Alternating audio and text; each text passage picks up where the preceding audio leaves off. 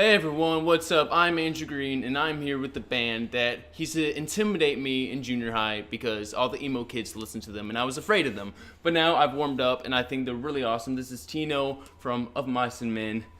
Thank you for talking to me, What's man. up? Yeah, no problem, man. Dude, so how have things been going? I know things have been a little crazy because I know that Aaron was in the hospital. Absolutely, yeah, man. It's definitely been touring in the wintertime with unfortunately difficult conditions, and it always reminds us that we have to roll with the punches and really count the blessings that we do have.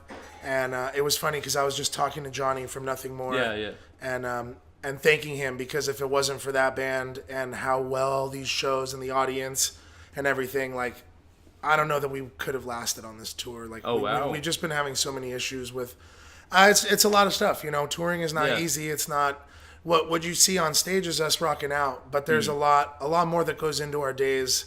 You know, there's 23 other hours for things to happen, and not to mention a lot of things on the back end and the business side and everything. Like it's been a very difficult time for us, but because we love what we do and we love our fans, we stick it out, and we do it because every day on that stage is better than a day not on stage. So we'll do whatever it takes, and I think all the viewers and everybody that knows our band knows that we go above and beyond every chance that we can. So the tour has been absolutely amazing.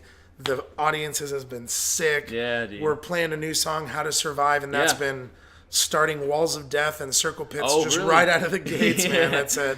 It just came out too, so like for us, we've just been stoked seeing the response for everything. Definitely, yeah. I wanted to mention that because you mentioned, you know, Aaron was in the hospital. You guys have been rolling with the punches. You basically are out here surviving, and that fits your song perfectly. Absolutely. That song seems kind of self-explanatory when I read the lyrics. It's basically just about living being, you know, basically a target the whole time, right? Of course. Yeah.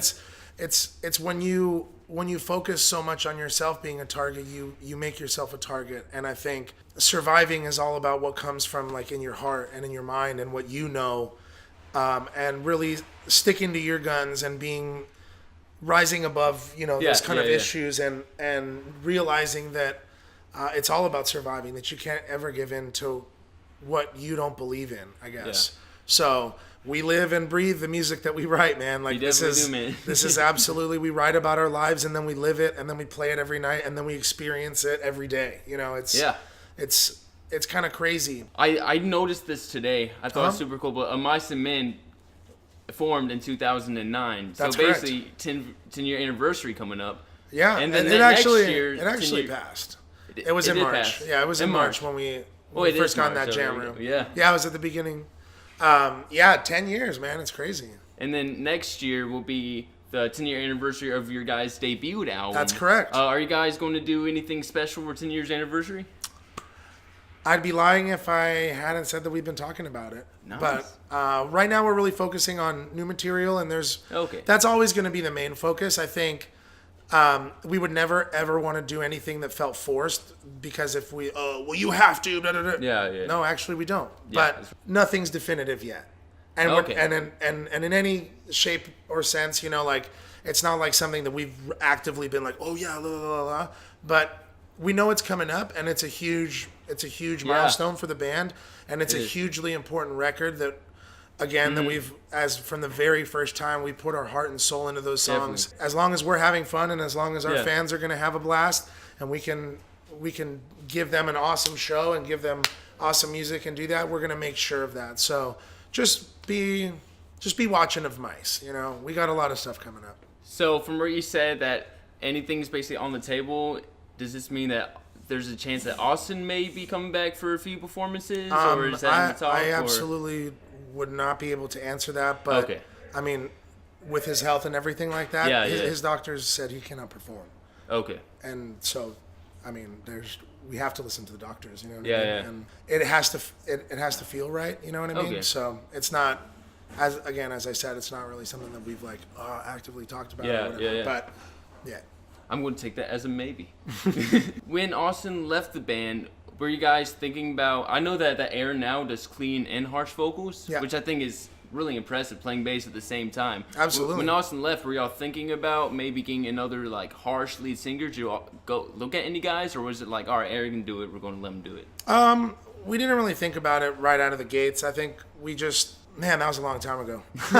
Thinking back, it felt good getting back in the room and working on music together. And once Aaron started singing, I mean, we've known that he can sing and scream. Yeah, like yeah. he's a phenomenal. He is. He's hugely underutilized on the earlier record. It's been amazing seeing him come into his own with how his vocals have just become better and become, because he's using it more, and he's the melodies and the screaming and just everything. It's all I gotta say is just wait till you hear some of this new stuff. Like you've already heard it on Defy, but you haven't heard anything yet. We feel like we're on the right direction, and we're kind of like steamrolling down. We're about to go on tour with Beartooth. Yes. I don't know if anyone's heard of them. Dude, hello. You're gonna be here like in a month, so I may see you again in a month. Yeah, man. So like we're just excited to be out on the road working on new music, and that's gonna be kind of rolling out. And then we've got some European festivals over the summer. Yeah.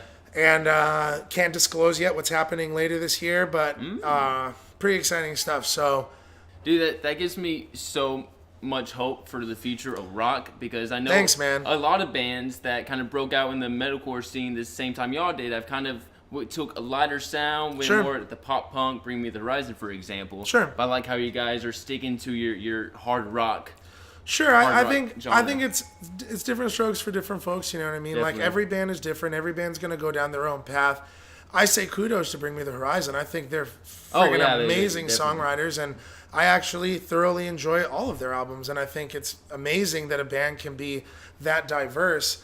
Everybody in our band like still loves breakdowns. We still love metal riffs. We still love circle pits. We still love mosh pits. We still love what we started this band to create, which was to create fun, exciting, and music that we wanted to make, not something that we felt like we needed to fit into a category. Because anytime you show anybody a metalcore record or a Mice and Men record, they're either gonna be like, oh, that's pretty cool, or they're gonna be like, oh, what why is he screaming? Whatever. That was me at first. I'm going to admit it, but I mean, it a lot, man.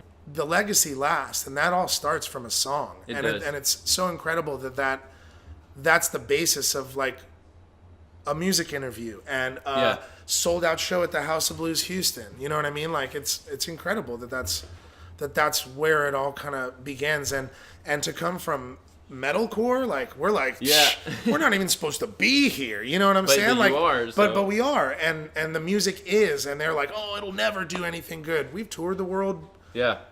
So many times now in the last 10 years. Each album is a chapter in our book of Mice and Men. and we're really excited for what's on the horizon right now. And when you say like saving rock music and stuff like that, we're always going to be a heavy band. Yeah. We're always going to have that. And that'll always be a part of who we are. And as opposed to trying to be like, oh no, we're going to be this band and we're going to do that. We have fun writing this music. We have fun creating and playing this stuff every night and thinking of cool stage designs and thinking of how my drum set's going to look cool on this tour. Or why not just go up there and I even added another china and a bell on this tour, dude. I'm like, I got more bells and whistles and everything. To play with. Yeah, man, because it's fun, and that's how we have fun, and it's different for every band. And funny enough, we were just we've been listening to Liquid Metal like all day. Yeah, Channel 40. Yeah, baby. Channel 40. Jose Mangan, dude. Jose. And you know, it really got me thinking. There's always bands that are going to chase something, and there's always going to be people that are going to do things that are different. And I think for us, like, we like what we do. We enjoy making the music that we do. So why not just keep doing it and have fun with it and try and elevate and go next level every time. Rock and roll will always be at the show. Rock and roll will never be the disc that you have to go buy. It'll be, come see us, come be a part of it. That's rock and roll. The rest is all marketing and labels trying to make their money back on how much it costs for us to go into a good studio and get our stuff recorded well. Yeah. So at the end of the day, it's all capitalism.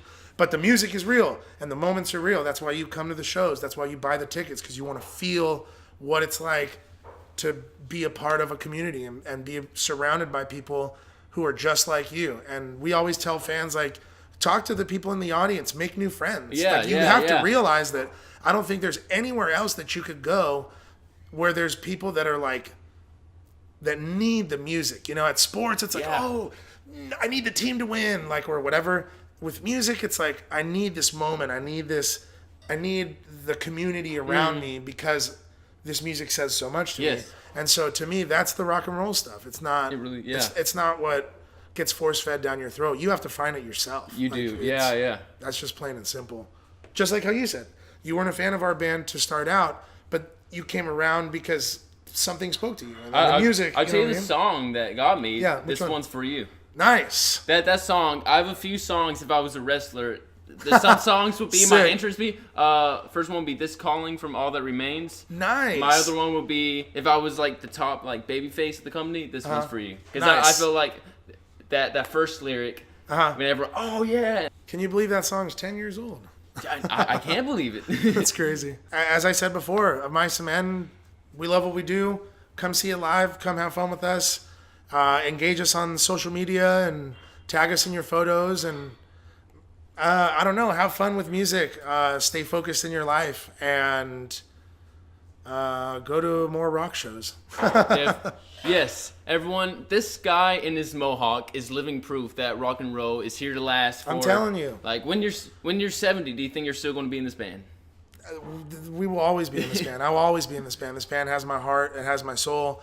It has everything that I could ever want or need, you know, because it's music and it's community and it's a family that we built all over the world.